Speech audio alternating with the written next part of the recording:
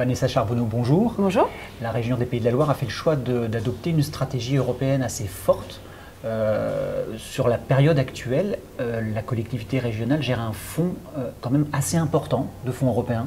Oui, tout à fait. Sur la période 2014-2020, la région des Pays de la Loire gère à peu près 1 milliard d'euros. Donc 1 milliard d'euros sur cette période. Dans tous les domaines en fait. Tout à fait.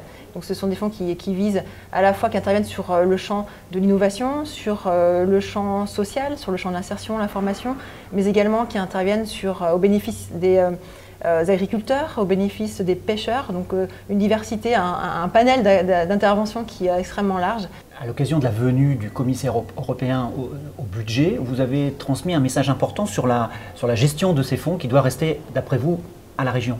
Alors, le message que j'ai souhaité lui passer, c'est à la fois de pouvoir continuer à bénéficier d'une enveloppe qui soit importante, ou en tous les cas qui soit la même que celle que nous avons aujourd'hui. On dit souvent qu'1 euro de fonds européens permet d'engendrer 4 euros d'investissement de partenaires.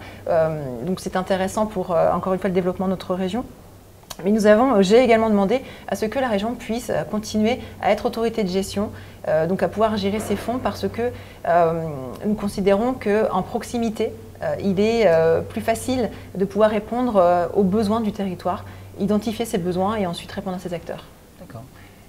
Pour faire mieux comprendre l'utilité de l'Europe et des fonds européens au public, il y a des visites de terrain qui sont organisées pour montrer justement que telle structure a été réalisée grâce aux fonds européens ou telle initiative. Est-ce que vous avez en tête des exemples parlants de l'utilisation de ces fonds européens sur les territoires?